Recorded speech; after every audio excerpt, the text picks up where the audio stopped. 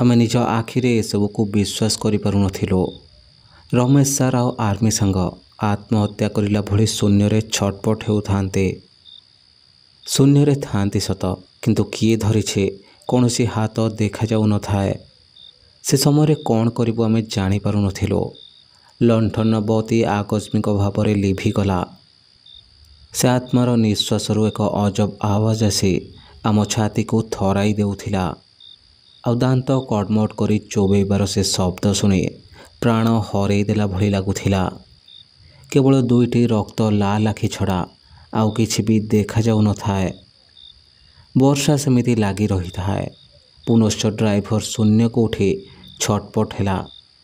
आखि आमर विश्वास करि पारु न थाए।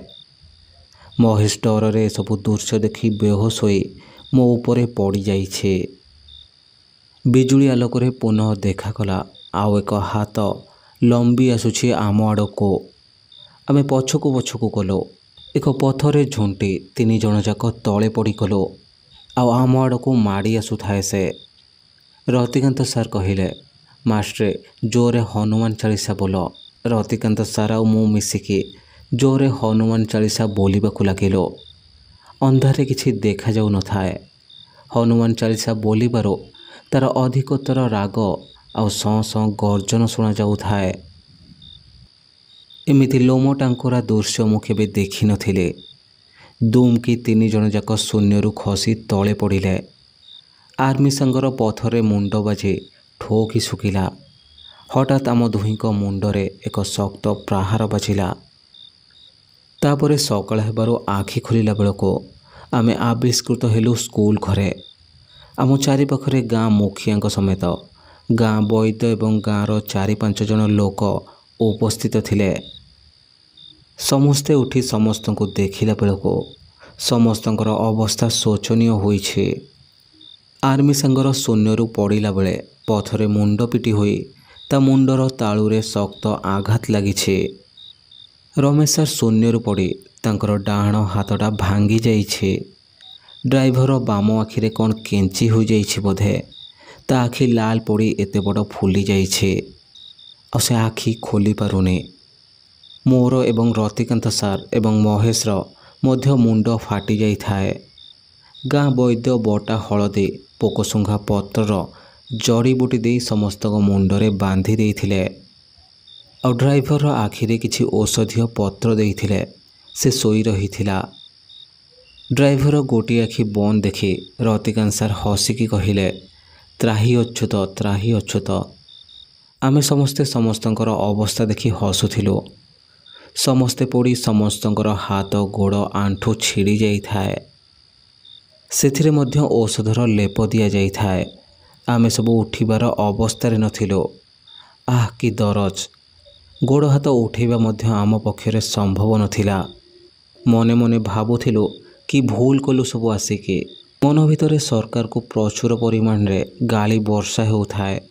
गाँ मुखिया धर्मपत्नी एक माठियारे गरम गरम मईसी क्षीर रे हलदी पकाई आनी पहुँचाइले। समस्ते गिलासे लेखाए क्षीर पीलो आउ बिस्कुट खाइलो। आंठू गंठी सबू दरजरे बिंधा छिटिका हेउथाए। मु पचारिली गाँ मुखिया को आमे एठिकी केमिति आसिलो। गाँ मुखिया कहिले, आपण सब एते झड़ी वर्षा राति रे बाहर को काहींकी जाइथिले। मते पाहांतियारु चाई डाकिले 4 जण।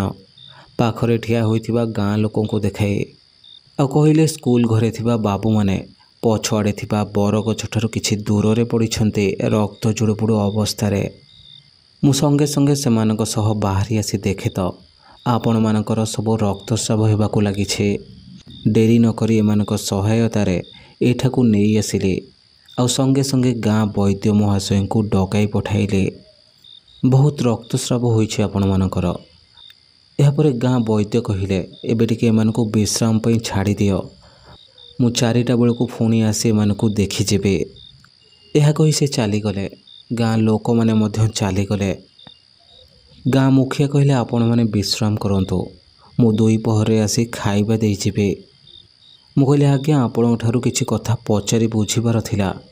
मुखिया कहिले, मु जानिछे आपण एबे एई सबु घटना विषय पचारिबाकु चाहुछन्ते, किंतु एबे नुहे। आपण एबे विश्राम करंतु। ମୁଁ ଦୁଇପହରେ ଆସିଲେ କଥା ହେବା। ଏହା କହି ସେ ଚାଲିଗଲେ।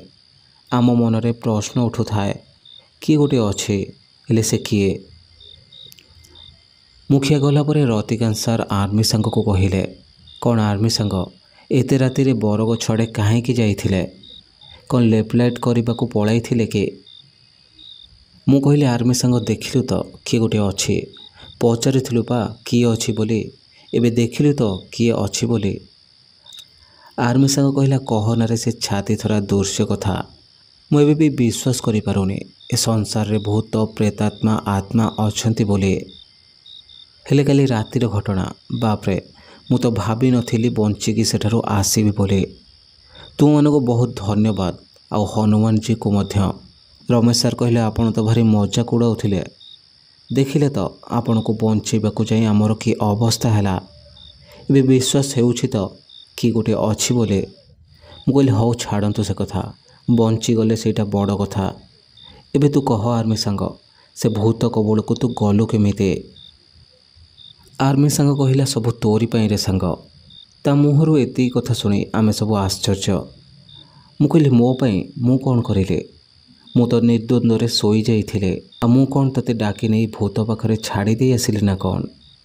ଆର୍ମି ସାଙ୍ଗ କହିଲା, ମୋ କଥା ଶୁଣ ପ୍ରଥମେ। ଆମେ ସମସ୍ତେ ପୁରା ନିଘୋଡ଼ ନିଦରେ ଶୋଇଯାଇଥିଲେ। ହଠାତ୍ କେହି ଧୀରେ ଧୀରେ ଚାଲିବାର ଶବ୍ଦ ମୋତେ ଶୁଣାଗଲା। ଆଉ ସତେ କି କେହି ଯେମିତି ମୋ ହାତ ପାପୁଲି ଉପରେ ଚଢ଼ିଯାଇ ଜୋରରେ ରଗଡ଼ି ଦେଲା। ମୋ ନିଦ ଚାଉଁକିନା ଭାଙ୍ଗିଗଲା। ଉଠି ବସିଲେ ଆଉ ହାତ ପାପୁଲିକୁ ଆଉଁସିଲେ। ଆଖିରେ ଆଖିଏ ନିଦ ଥାଏ। ଚାରିଆଡ଼େ ଚାହିଁଲେ କିନ୍ତୁ କେଉଁଠି ବି କେହି ନଥିଲେ। ପାଣି ଟିକେ ପିଇକି ଶୋଇପଡ଼ିଲେ। ଆଖି ଟିକେ ଲାଗିଛି କି ନାହିଁ, ତୁ ଆସି ମୋତେ ଡାକିଲୁ ଆଉ କହିଲୁ, ଚାଲ ସାଙ୍ଗ ବାହାରକୁ ଯିବା ଟିକେ, ଭାରି ଜୋରରେ ଏକ ଲାଗିଲାଣି। କିନ୍ତୁ ତୋ କଥାବାର୍ତ୍ତା ସବୁ ଭାରି ଅଜବ ଲାଗୁଥାଏ, ଯେମିତି ତୋ ସ୍ୱରରେ ଆଉ ଗୋଟିଏ କାହାର ସ୍ୱର ମିଳିତ ହୋଇ ଏକ କର୍କଶ ସ୍ୱର ନିଃସୃତ ହେଉଛି। କିନ୍ତୁ ଭାବିଲି ନିଦରେ ଉଠିଛି, ସେଥିପାଇଁ ବୋଧେ ମୋତେ ଏମିତି ଶୁଣାଯାଉଛି। ବର୍ଷା ହେଉଥାଏ। ମୁଁ କହିଲି, ଚାଲ ଏ ପିଣ୍ଡାରେ କାମ ସାରିଦେବା। କିନ୍ତୁ ତୁ କହିଲୁ, ଛି ଛି, ଯେଉଁଠି ରହିବୁ ସେଇଠି କରିବୁ। ମୁଁ କାନ୍ଧ ଉପରେ ହାତ ପକାଇ ମୋତେ ବାହାରକୁ ନେଇଗଲୁ। ମୁଁ କହିଲି, ରହ, ବାହାରକୁ ତ ଯାଉଛେ, ମହେଶ ଆଉ ରମେଶକୁ ବି ଡାକି ନେବା। ତୁ କହିଲୁ, ରହ, ସେମାନେ ମନକୁ ମନ ଆସିବେ। ତାପରେ ମୋତେ ବରଗଛ ଆଡ଼କୁ ଚାଲ କହି ନେଇଗଲୁ। ଯେତେବେଳେ ମୋ କାନ୍ଧରେ ହାତ ପକାଇଥିଲୁ, ସେତେବେଳେ ମୋ କାନ୍ଧରେ ବଡ଼ ବଡ଼ ନଖ ଗୁଡ଼ାକ କେଞ୍ଚି ହେଉଥାଏ। ଆଉ ତୋ ଦେହରୁ କେମିତି ଗୋଟେ ନିକୁଛିଆ ଆଇଁସିଣିଆ ଗନ୍ଧ ବାହାରୁଥାଏ। ମୋତେ ଭାରି ସନ୍ଦେହ ଲାଗିଲା। ସଙ୍ଗେ ସଙ୍ଗେ ମୋର ସକାଳରେ ତୁମେ କହୁଥିବା କଥା ମନେ ପଡ଼ିଗଲା। ମୁଁ ତ ହାତକୁ ମୋ କାନ୍ଧରୁ କାଢ଼ି ହାତକୁ ଓଲଟାଇ ପିଠି ପଛରେ ରଖି ପଚାରିଲି, ସତ କହ, ତୁ କିଏ? ତୁ କେବେ ବି ରଞ୍ଜନ ନୁହେଁ। କହ ପରା, କହୁଛି କିଏ? ନହେଲେ ତୋତେ ଏଇଠି ସୁଟ୍ କରିଦେବେ। ସେ ତୋ ରୂପ ଛାଡ଼ି ତା ନିଜ ରୂପକୁ ଚାଲି ଆସିଲା ଆଉ ମୋ ସାମ୍ନାରେ ଆସି ଠିଆ ହେଲା। ତା ଆଖିରେ ସେ ଲାଲ ଆଖି ଦେଖିଲେ ଲାଗୁଥିଲା ରକ୍ତରେ ଜଳୁଛି। ଆଉ ତା ମୁହଁ ସାରା ଖାଲି ଛୁରୀରେ କଟା ଯାଇଥିବା ଭଳି କ୍ଷତ, ସମ୍ପୂର୍ଣ୍ଣ ବିକୃତ। ହାତରେ ବି ଖାଲି ଛୁରୀରେ କଟା ଯାଇଥିଲା ଭଳି କ୍ଷତ। କିଟକିଟ ଅନ୍ଧାରରେ ବିଜୁଳି ଆଲୋକରେ ସେତିକି ଯାହା ଦେଖିଲି ତାକୁ। ତାର ଏଭଳି ରୂପ ଦେଖି ମୁଁ ଦୌଡ଼ି ଆସିବାକୁ ଉଦ୍ୟମ କଲାବେଳେ ସେ ତାର ବିକଟାଳ କଣ୍ଠସ୍ୱରରେ କହିଲା, ଯାଉଛୁ, ଯା, କେତେ ବାଟ ଯିବୁ? ହଠାତ୍ ମୋତେ ଶୁଣାଗଲା, ତୁ ମୋତେ ପଛରୁ ଡାକି ଚିତ୍କାର କରି କହୁଛୁ, ଆର୍ମି ସାଙ୍ଗ ମୋତେ ବଞ୍ଚା। ମୋ ପାଦ ପୁଣି ଅଟକିଗଲା। ମୁଁ ଭାବିଲି, ସତରେ ବୋଧେ ତୁ ମୋ ସାଙ୍ଗରେ ଆସିଥିଲୁ। ତେଣୁ ପଛକୁ ଗଲି। ବରଗଛ ତଳେ ଠିଆ ହୋଇ ତୋତେ ଡାକିଲେ। ପୁରା ନିଶବ୍ଦ। ତୁ କ'ଣ କେହି ବି ନଥିଲେ ସେଠି। ଚାରିଆଡ଼େ ଚାହିଁଲେ। ବରଗଛ ଉପରକୁ ଚାହିଁଲା ବେଳକୁ ସେ ଡାଳରେ ଓଲଟା ଓହଳି ରହି ତଳକୁ ମୁହଁ କରି ମୋତେ ଚାହିଁ ରହିଥିଲା ସେ। ତାର ସେ ଲାଲ ଲାଲ ଆଖି ଦୁଇଟି କେବଳ ଦୃଶ୍ୟମାନ ହେଉଥିଲା। ହଠାତ୍ ତା ହାତ ଦୁଇଟି ତଳକୁ ବଢ଼ାଇ ମୋ ତଣ୍ଟିକୁ ଜୋରରେ ଚିପି ଧରିଲା। ମୁଁ ଖାଲି ଛଟପଟ ହେଉଥାଏ। ଧୀରେ ଧୀରେ ମୋତେ ଉପରକୁ ଉଠାଇ ନେଲା। ଖସିବାକୁ ବହୁତ ଚେଷ୍ଟା କରୁଥାଏ, କିନ୍ତୁ ପାରିଲିନି। ଭାବିଲି, ଆଉ ବଞ୍ଚିବିନି। ଆଉ ତାପରେ ତୁମେମାନେ ସେଠି ଆସି ପହଞ୍ଚିଲ। ଆର୍ମି ସାଙ୍ଗଠାରୁ ଏତିକି କଥା ଶୁଣିଲା ବେଳକୁ ଆମେ ସବୁ ଡରରେ ଶୋଇବା ଶେଯରୁ ଉଠି ଜାକିଜୁକି ହୋଇ ବସି ଯାଇଥିଲୁ। ଦେହରୁ ଝାଳ ଅନର୍ଗଳ ବହିବାରେ ଲାଗିଥାଏ। ମନରେ ଭୟର ଆତଙ୍କ ଖେଳି ଯାଇଥିଲା ସମସ୍ତଙ୍କର। ଆଖି ଖାଲି ସେଇ ଝରକା ବରଗଛ ଆଡ଼କୁ ଚାଲି ଯାଉଥାଏ। ଏସବୁ ଘଟଣା ଆମ ବିଶ୍ୱାସ ବାହାରେ ଥିଲା। କେବେ ଭାବିନଥିଲୁ ଏତେ ସବୁ ସମସ୍ୟାର ସମ୍ମୁଖୀନ ହେବାକୁ ପଡ଼ିବ ବୋଲି। ସମସ୍ୟା କ'ଣ, ଭୂତ ସହ ସମ୍ମୁଖୀନ ହେବାକୁ ପଡ଼ିବ ବୋଲି। ଚିନ୍ତା ଘାରିଥିଲା କେମିତି ସେ ଜାଗା ଛାଡ଼ି ଆସିବ। ଦେଖିଲା ବେଳକୁ ଡ୍ରାଇଭରର ତ ଏମିତି ଅବସ୍ଥା। ଯିଏ ଭୂତକୁ ଜମା ବିଶ୍ୱାସ କରୁନଥିଲା, ମାନେ ଆର୍ମି ସାଙ୍ଗ, ତା ନିଜର ଏମିତି ଅବସ୍ଥା ହେଲା। ଚିନ୍ତାରେ ବସିଥିଲୁ ସବୁ। ରତିକାନ୍ତ ସାର୍ କହିଲେ, ଏଠି ପାଖରେ କ'ଣ ପରା ଝରଣା ଥିଲା, ଯିବନି କି ବୁଲିବାକୁ? ମହେଶ କହିଲା, ହଁ ହଁ ଆସିଛେ ମାନେ ବୁଲିକି ଯିବା। ଆଉ କ'ଣ କେବେ ଏରିଆକୁ ଆସିପାରିବା କି? ଏମାନଙ୍କର ବୁଲିବା କଥା ଶୁଣି ଆର୍ମି ସାଙ୍ଗ ରାଗରେ କ'ଣ ସବୁ ଶୋଧିଲା। ରତିକାନ୍ତ ସାର୍ କହିଲେ, କାଲି ରାତିରେ ଯଦି ଆମ ପ୍ରାଣ ଚାଲି ଯାଇଥାନ୍ତା ତେବେ ପେପରରେ ଏତେବେଳକୁ ବାହାରି ସାରନ୍ତାଣି ଆମ ମୃତ୍ୟୁ ଖବର। ତାପରେ ମହେଶ କହିଲା, ମୁଁ ତ ଡରରେ ପ୍ୟାଣ୍ଟରେ ଶୁଶୁ କରି ପକାଇଥିଲି କାଲି ରାତିରେ। ହେ ଭଗବାନ, ସେ ମୁଖିଆ ଆଉ ଗାଁ ଲୋକ ଯଦି ଜାଣିଥିବେ ତାହେଲେ। ତାଠାରୁ ଏତିକି କଥା ଶୁଣି ଆମେ ସବୁ ହସି ହସି ଗଡ଼ିଗଲୁ। ଆମ ଭିତରେ ଏଇସବୁ କିଛି ମଜା ମଜା କଥାରେ କିଛି କ୍ଷଣ ପାଇଁ ଡର ଭୟ କୁଆଡ଼େ ଉଭେଇ ଯାଉଥିଲା। ଏମିତି ଗପସପ ଆଲୋଚନାରେ ମଧ୍ୟାହ୍ନ ଭୋଜନ ଧରି ଆସି ପହଞ୍ଚିଲେ ଗାଁର ଦୁଇଟି ପିଲା। ମୁଖିଆ ମହାଶୟ ସେମାନଙ୍କ ହାତରେ ପଠାଇଥିଲେ। ପଚାରିଲି, ମୁଖିଆ ମହାଶୟ କାହିଁ ଆସିଲେନି ବୋଲି? ସେମାନେ କହିଲେ ତାଙ୍କର କ'ଣ କାମ ଅଛି, ସେଥିପାଇଁ ସେ କୁଆଡ଼େ ଯାଇଛନ୍ତି। ମା ଆମ ହାତରେ ଏସବୁ ପଠାଇଛନ୍ତି। ତାପରେ ସେମାନେ ଚାଲିଗଲେ। ଉଠିବା ତ ଦୂରର କଥା, ହଲିବା ବି ଆମ ପକ୍ଷରେ କାଠିକର ପାଠ ହୋଇ ପଡ଼ୁଥିଲା। ଡରରେ ପେଟକୁ ଦାନା ଯାଉନଥିଲା। ଖାଲି ଗୋଟାପଣେ ଥରୁଥାଏ ଆମମାନଙ୍କ ଗୋଡ଼ ହାତ। ରମେଶ ସାର୍ଙ୍କ ହାତଟା ଭାଙ୍ଗି ଯାଇଥାଏ। ତେଣୁ ତାକୁ ପ୍ରଥମେ ଖୁଆଇ ଦେଲି, ତାପରେ ମୁଁ ନିଜେ ଖାଇଲି। ମଧ୍ୟାହ୍ନ ଭୋଜନରେ ଗରମ ଗରମ ମଇଁଷି ଘିଅ ପଡ଼ି ଉଷୁନା ଭାତକୁ ଶେଉଳ ମାଛର ରାଗୁଆ ରାଗୁଆ ଝୋଳ। ଖାଇବାଟା ସେଦିନ ପୁରା ଜମିଗଲା। ଆର୍ମି ସାଙ୍ଗ ଖାଇସାରି ନିଘୋଡ଼ ନିଦରେ ଶୋଇପଡ଼ିଲା। ଆମକୁ ବି ଭାରି ହାଲିଆ ଲାଗୁଥାଏ। ରତିକାନ୍ତ ସାର୍ ଆଉ ମୁଁ ଭାବୁଥାଉ, ମୁଖିଆ ତ ଆସିଲେନି। ମୁଁ କହିଲି, ଯଦି ସନ୍ଧ୍ୟାବେଳେ ନ ଆସିବେ ତାହେଲେ ଆମେ ଜାଣିବା କେମିତି? ଯଦି ଆଜି ରାତିରେ ପୁଣି ସେ ଆସେ ଆଉ ଆମକୁ ମାରିଦିଏ? ରତିକାନ୍ତ ସାର୍ କହିଲେ, ଏମିତିରେ ତ ଡରରେ ଅଧା ପ୍ରାଣ ପଳେଇଲାଣି, ବାକି ପ୍ରାଣତକ ସେ ନେଇଯିବ। ମୋର ସୁନ୍ଦର ଶରୀରକୁ ଖାଇ ପକେଇବ ସେ ରାକ୍ଷାସୁଣୀ। ତ୍ରାହି ଅଚ୍ୟୁତ, ତ୍ରାହି ଅଚ୍ୟୁତ। ରତିକାନ୍ତ ସାର୍ଙ୍କ ଏସବୁ କଥା ଶୁଣି ଭାରି ହସ ଲାଗୁଥାଏ। ଏଣେ ପୁଣି ସମୟ ଗଡ଼ି ଗଡ଼ି ଯାଉଛି। ପୁଣି ଏକ ରାତି ଆସିବ।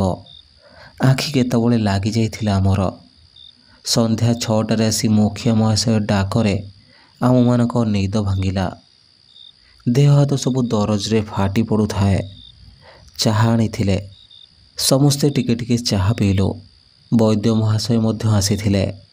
ସେ ଆମର ସେ ସକାଳର ଔଷଧ ସବୁ କାଢ଼ି ନୂଆ ଲେପ ଲଗାଇଦେଲେ। ବୈଦ୍ୟ ମହାଶୟ ଚାଲିଗଲା ପରେ ମୁଖିଆ ତାଙ୍କ ବ୍ୟାଗରୁ କାଢ଼ି ତାବିଜ ଗୋଟିଏ ଲେଖା ଆଣି ଆମ ହାତରେ ବାନ୍ଧିଦେଲେ। ଆଉ କହିଲେ, ମଧ୍ୟାହ୍ନରେ ଯାଇଥିଲି ଏ ତାବିଜ ପାଇଁ, ସେଥିପାଇଁ ଆସିପାରିଲିନି। ସେ ବହୁତ ଭୟଙ୍କର, କାହାକୁ ବି ଛାଡ଼େନି ସେ। ମୁଖିଆଙ୍କ ଠାରୁ ଏକଥା ସବୁ ଶୁଣି ଆମ ଛାତି ଧଡ଼ଫଡ଼ ହେଉଥାଏ। ପୁଣି ଏକ କରାଳ ଅନ୍ଧାର ମାଡ଼ି ଆସୁଥାଏ। ମୁଁ ପଚାରିଲି, ମୁଖିଆ ମହାଶୟ କିଏ ଭୟଙ୍କର?